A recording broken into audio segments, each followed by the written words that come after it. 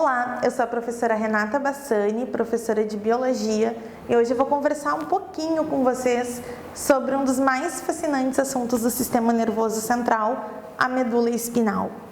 Peço que curtam o nosso canal. Se gostar do vídeo, não esquece de deixar um like. Em vídeos anteriores, nós falamos sobre a estruturação do sistema nervoso central e os órgãos do encéfalo. E agora a gente conversa um pouquinho sobre a medula espinal. Pessoal, a medula espinal, ela é um tubo que é cilíndrico, e esse tubo cilíndrico, ele vai ser formado por um tecido nervoso. E ela tem uma função, aliás, ela tem 3 funções básicas, generalizando bastante. A primeira função é a transmissão de informações, é a transmissão de impulsos do encéfalo para a periferia do corpo e da periferia do corpo para o encéfalo. Além disso, a medula espinal ela tem outras funções bem importantes, como, por exemplo, os reflexos, que são atos involuntários. Então, por exemplo, se tu estiver jogando vôlei e tu vê uma bola vindo na tua direção, vai bater no teu rosto, o que tu vai fazer? Tu vai desviar, tu vai levar as mãos à frente do teu rosto como uma forma de proteção. Isso é um reflexo e também tem uma ação medular.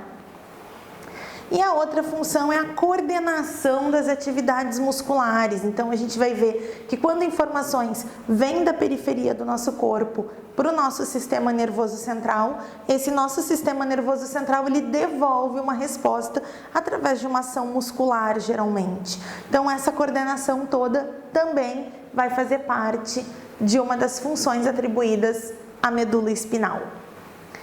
Para a gente iniciar, a medula espinal, vamos começar onde ela tem seu início e o seu fim. O início da medula espinal se dá na região do bulbo, através de uma cavidade, de uma abertura óssea do crânio, que vai receber o nome de forame magno. É onde a nossa cervical se encaixa, na abertura do crânio, aqui na parte posterior. E essa medula ela vai descer da região do crânio, do forame magno, até a L2. A L2 é a segunda vértebra lombar. Ah, mas a partir da L2 não tem mais medula? Tem uma terminação nervosa, bifurcações nervosas que vão se chamar cauda equina. Bom, durante todo o trajeto em que a medula espinal passa pela coluna vertebral, ela vai passar por aberturas da coluna que a gente vai chamar de forames. Esses forames são aberturas ósseas e esse conjunto de forame, vértebra após vértebra, nós vamos chamar de canal vertebral. É a proteção óssea da nossa medula espinal. Fora as proteções ósseas, isso é, as vértebras, a gente não pode esquecer que existem as 3 meninges, que nós vimos lá no vídeo de estruturação, de introdução ao sistema nervoso central. Então, se tu não olhou aquele vídeo, volta lá e procura, é interessante assistir essa aula. Existem 3 meninges, e essas 3 meninges, elas são comuns tanto ao encéfalo quanto à medula espinal. São 3. Nós temos a dura mater, mais externa e bem fibrosa, a aracnoide, que é intermediária, e uma mais interna, bem delgada, praticamente transparente, que vai receber o nome de pia mater. Então, aqui nessa imagem, nós temos a medula espinal, lembrando ainda da primeira aula de introdução ao sistema nervoso. A medula espinal possui uma massa cinzenta, onde a gente vai chamar de H medular, e externamente uma massa branca, que ela acaba sendo formada pelos corpos mielinizados, axônios com mielina. E nós temos as vértebras. Entre a medula e o forame vertebral, da forma mais interna para mais externa, nós temos a pia mater, a aracnoide e a dura mater. Uma coisa interessante é o seguinte: Entre a dura mater, que é aquela membrana mais externa, e a medula espinal e o canal vertebral, a gente tem o espaço peridural. O que é esse espaço peridural? É um coxinho, que a gente chama, formado de tecido adiposo e tecido conjuntivo, que tem a função de uma proteção extra para a medula espinal. E é justamente nesse espaço peridural que é realizada a anestesia peridural. Então, olha só, aqui nós temos a medula, né, com o espaço peridural. Aqui seriam as costas e a pele.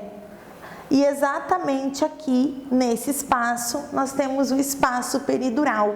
Uma anestesia peridural, a agulha da anestesia, ela vai ser introduzida justamente nesse espacinho aqui, na altura, mais ou menos entre a vértebra lombar 3 e 4. E essa é a posição, então, né, para aplicação da anestesia peridural. Vamos lembrar que quando a gente fala da medula espinal, ela vai ter uma porção cinzenta e uma porção branca. E pessoal, isso é bem importante e é bem cobrado, porque é justamente aqui que a gente vai ter uma integração da fisiologia humana com a histologia humana. A histologia é o estudo dos tecidos.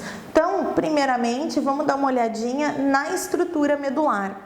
Como eu disse para vocês, nós vamos ter um H medular, a porção central, e ela é uma substância cinzenta. Por quê? Porque nessa substância cinzenta eu vou ter a formação de corpos celulares de neurônios. Os corpos celulares seriam a parte estrelada dos neurônios, onde a gente vai encontrar diversas mitocôndrias, nós encontramos o núcleo, e isso vai dar uma coloração mais escura. Esta parte externa, o córtex, ele é branco. Por quê? Porque ele vai ser formado pelos axônios, que são os prolongamentos neuronais. E os axônios, eles vêm com um isolamento elétrico, bem dizer, formado por lipídios, que a gente vai chamar de bainha de mielina. E isso tem uma coloração branca.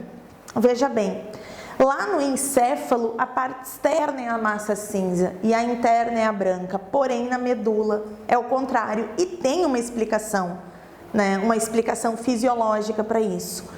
Como a nossa medula espinal, ela passa pelo canal vertebral, conforme nós nos movimentamos, conforme a gente movimenta a nossa coluna e o nosso corpo, isso acaba sofrendo compressões.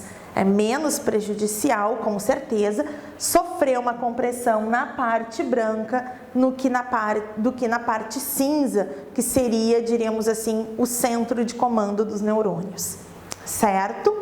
Além disso, a medula espinal, ela é responsável por uma ação muito importante do nosso corpo, por uma questão de defesa, e essa ação a gente vai chamar de arco reflexo. São os reflexos medulares. Eles são ações muito rápidas, involuntárias, em resposta a algo que está acontecendo. Então, por exemplo, tu encostou numa panela quente, estava distraído, foi lá e tocou na panela. Imediatamente, qual é a tua reação? Tu puxa a mão. Tu não fica pensando, a panela está quente, eu vou puxar a minha mão. Tu simplesmente puxa. Por quê? Porque é uma ação involuntária e ela é rápida. É uma questão de defesa, não dá tempo de tu raciocinar sobre aquilo ali. E essa questão do arco reflexo, nós vamos ver numa próxima aula. Agradeço a participação de vocês no canal. Deixem o seu like, curtam a nossa página e até a próxima aula.